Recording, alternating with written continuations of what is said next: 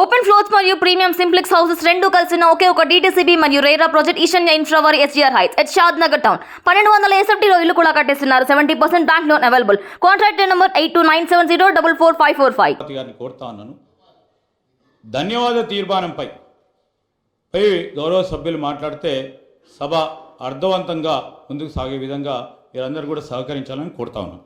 గౌరవ కేటీఆర్ గారు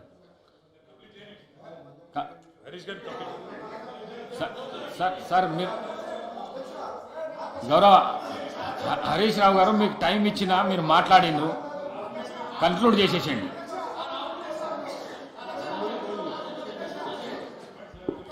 speaker sir, ఇప్పుడు నేను లేవాలని కానీ మాట్లాడాలని అనుకోలేదు.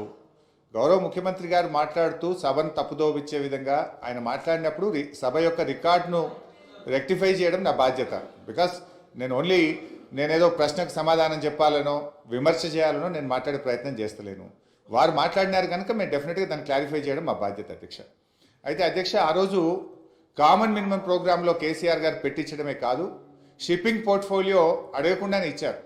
ఆ రోజు డిఎంకే పార్టీ నాకు షిప్పింగ్ పోర్ట్ఫోలియో ఇవ్వకపోతే మేము యూపీఐ నుంచి బయటకు పోతామంటే, నేను మంత్రి పదవి కోసం ఢిల్లీ రాలేదు, నాకు ఈ పోర్ట్ఫోలియో అక్కర్లేదు, వారికి ఇచ్చేయండి, నేను వచ్చింది తెలంగాణ కోసమని షిప్పింగ్ పోర్ట్ఫోలియోను స్వచ్ఛందంగా వదులుకున్నటువంటి చరిత్ర కేసీఆర్ గారిది, టీఆర్ఎస్ పార్టీది అధ్యక్ష.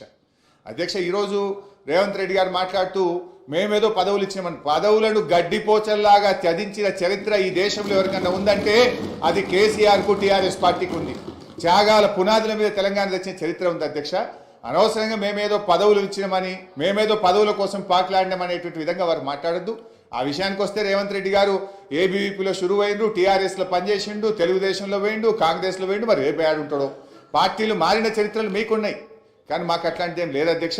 ఇకపోతే మా శ్రీధర్ బాబు గారు లేచి మళ్ళీ నన్ను ఆయన గెలికే ప్రయత్నం చేసిండు, లేకపోతే ఆయన గురించి మాట్లాడాల్సిన అవసరం లేదు అధ్యక్ష. ఆ రోజు ఇదే శాసనసభలో కిరణ్ కుమార్ రెడ్డి గారు ముఖ్యమంత్రిగా ఉన్నప్పుడు నీ తెలంగాణకు నీకు ₹1 అన్నాడు. పేగులు దిగదాకా కొట్లాడింది ఎవరు, పెదవులు మూసింది ఎవరో కూడా ఈ రాష్ట్ర ప్రజలకు గుర్తున్నది అధ్యక్ష. ఉన్నారు ఇవాళ ఇక్కడ చాలా మంది, ఆ రోజు ఉన్న వాళ్ళు కూడా ఇక్కడ ఉన్నారు. ఆ రోజు మేము పేగులు దిగదాకా పోడియంలోకి పోయి కొట్లాడినాము, ఆ రోజు మీరు పెదవులు మూసుకొని మాట్లాడేటువంటి చరిత్ర కూడా కాంగ్రెస్ పార్టీకి ఉంది అధ్యక్ష. నేను అనేది మాకు ఒప్పుకున్నది అధ్యక్ష.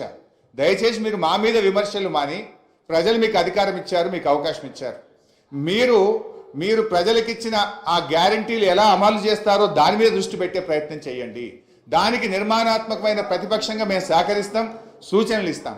కానీ ఎంతసేపు మీరు మా మీద నేపాలు నెట్టో, మా మీద బురద జల్లేటువంటి ప్రయత్నం మాని, ప్రజలకు మీద ఇచ్చిన హామీల అమలు మీద, పరిపాలన మీద దృష్టి పెట్టండి మీ ద్వారా వారికి హితవుపడతాం. గౌరవ కేటీఆర్ గారు.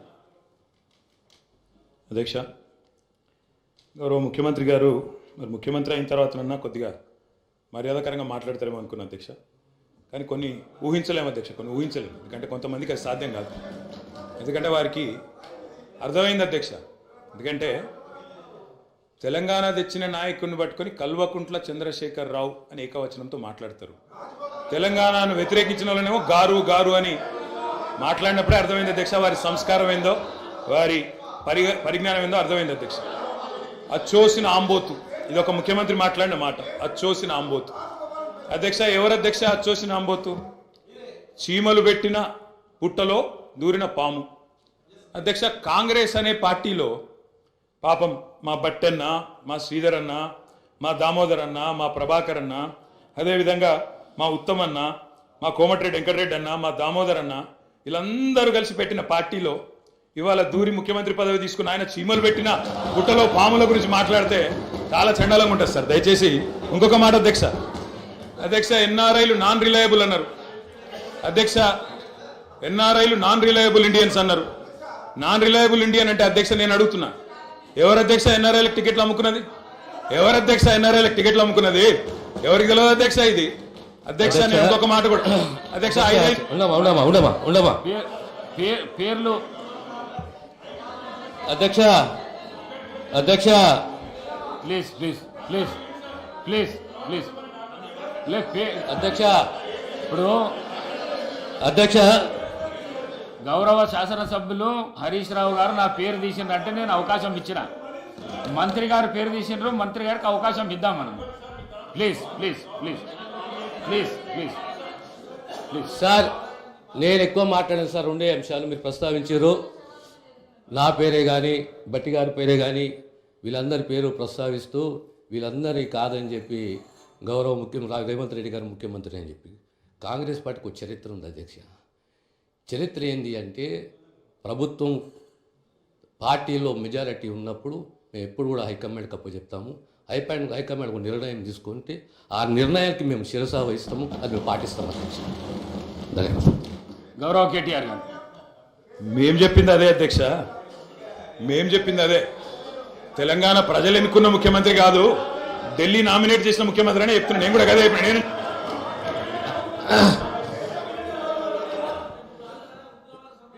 ఒక్క నిమిషం. ఈ సంప్రదాయం అనేది కొత్తది కాదు అధ్యక్ష. తెలంగాణ రాష్ట్ర ప్రజలు కూడా తెలుసు. కాంగ్రెస్లో ఈ సిస్టమ్ ఉన్నది, ఈ ఆనవాయితీ ఉన్నది.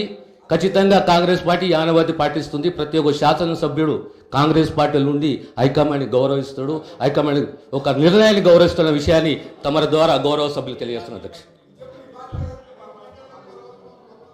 అధ్యక్ష అధ్యక్ష అధ్యక్ష నేను ఒక్కడిని మాట్లాడుతున్నాను ఇక్కడ నుంచి. ముఖ్యమంత్రి గారితో సహా 5 మంత్రులు ఇంటరప్ట్ చేస్తున్నారు. ఇదేం పద్ధతి అధ్యక్ష? ఇది అధ్యక్ష, ఇది మీరు నడపాలా, హౌస్ని మీరు నడపాలా అధ్యక్ష. వారు సార్ వినండి. In a democracy sir we have utmost respect for you. Prasad garu, speaker garu, మీరంటే చాలా రెస్పెక్ట్ ఉంది. అధ్యక్ష the opposition in a democracy has its say and the government has its way. మేము మాట్లాడిన తర్వాత వాళ్ళకి పుష్కలంగా మైక్ ఇవ్వండి, గంటలు మాట్లాడమని నేను వద్దనట్లేదు సార్. కానీ ఈ రకంగా ఒక వ్యక్తి మాట్లాడుతుంటే, ఒక సభ్యుడు మాట్లాడుతుంటే ముఖ్యమంత్రి గారితో సహా 5 మంత్రులు లేచి ప్రభాకర్ గారు, దామోదర్ గారు, శ్రీధర్ బాబు గారు, బట్టి గారు, ముఖ్యమంత్రి గారు అందరూ మాట్లాడితే గౌరవ కేటీఆర్ గారికి నా సూచన సార్, గవర్నర్ ప్రసంగం విషయంలో దాన్ని మాట్లాడుతున్నా సార్. నేను వారు మాట్లాడిన దాన్ని మాట్లాడుతున్నా. నేను ఈ డీవియేషన్ రాదు మనకు. నేను అదే అండి, వారు మాట్లాడింది రైట్ ప్లీజ్ సార్. ఎన్ఆర్ఐలు నాన్ రిలయబుల్ ఇండియన్స్ అన్నారు. మరి ప్రపంచవ్యాప్తంగా ఉన్న ఎన్ఆర్ఐలు గమనించాలి. కాంగ్రెస్ పార్టీకి ఎన్ఆర్ఐల మీద ఉన్న గౌరవం, ఎన్ఆర్ఐల పట్ల ఉన్న ప్రేమ, గౌరవ ముఖ్యమంత్రి గారికి ఉన్న ప్రేమ గమనించాలని నేను కోరుతా ఉన్నా. ఇంకొక మాట అధ్యక్ష, ఎన్ఆర్ఐలు అన్నారు అధ్యక్ష ఎవరు అధ్యక్ష? 100 కోట్ల మంది భారతీయులను కాదని బయట నుంచి తెచ్చుకున్న అధ్యక్షులు తీసుకుంది ఎవరు అధ్యక్ష? బయట దేశం వాళ్ళని తెచ్చుకున్న అధ్యక్షులు చేసుకున్న దుస్థితిలో ఉన్న కాంగ్రెస్ పార్టీ ఎన్ఆర్ఐల గురించి మాట్లాడితే ఎట్లా అధ్యక్ష? ఏదేమైనప్పటికీ అధ్యక్ష ఒకటి వాస్తవం, గత 10 ఏళ్లలో పాలమూరులో వలసలు బంద్ అయినాయి, వాళ్ళ పోతలు బంద్ అయినాయి. 14 రాష్ట్రాల నుంచి కూలీలు వచ్చి వాళ్ళ తెలంగాణలో నాట్లేస్తున్న విషయం వాస్తవం కాదా? 14 రాష్ట్రాల కూలీలు. అధ్యక్ష, మీరు నల్లగొండలో ఫ్లోరైడ్ బండ నల్లగొండ గుండె మీద పెట్టిపోతే ఆ ఫ్లోరైడ్ బండను దించింది కేసీఆర్ కాదా? ఆ విషం నీళ్ల పీడ విరగడ చేసింది కేసీఆర్ కాదా? తెలంగాణను ఫ్లోరోసిస్ రహిత రాష్ట్రంగా పార్లమెంటులో ప్రకటించింది కేంద్ర ప్రభుత్వం కాదా? ఇది అబద్ధం అంటారా? సడుగులు విరిగిన సాలెల మగ్గానికి మంచి రోజులు తెచ్చింది కేసీఆర్ ప్రభుత్వం కాదా? ఇవాళ నేతన్నల ఆత్మహత్యలతో సిరిసిల్లను మీరు ఉరిసిల్లగా చేస్తే దాన్ని మళ్ళీ తిరిగి సిరిశాలగా చేసింది కేసీఆర్ ప్రభుత్వం కాదా? కునారిల్లిపోయిన కుల వృత్తులకు కొత్త ఊపిరిలూదింది కేసీఆర్ ప్రభుత్వం కాదా? కాలే కడుపుతో అర్ధాకలితో ఎవ్వరు వండుకోవద్దని చెప్పి మానవీయ కోణంలో ఆలోచించి సంక్షేమంలో స్వర్ణయుగం సృష్టించింది, ఆసరగా నిలబడ్డది కేసీఆర్ ప్రభుత్వం కాదా? 200 రూపాయల పెన్షన్ను 2000 చేసింది కేసీఆర్ ప్రభుత్వం కాదా? అధ్యక్ష నిన్న గ్రామీణాభివృద్ధి గురించి మాట్లాడుతూ ఈ ప్రభుత్వం ప్రాపగాండాకు ఎక్కువ పెద్దపీట వేసిందన్నారు అధ్యక్ష. వాళ్ళ హయాంలో 50 ఏళ్లలో అధ్యక్ష ఒక్క గంగదేవి పల్లె చెప్పుకుందరు, ఒక అంకాపూర్ చూపెడుతురు. అది కూడా పాపం ఆ గ్రామస్తులు చేసుకున్నారు, వీళ్ళు చేసింది ఏం లేదు.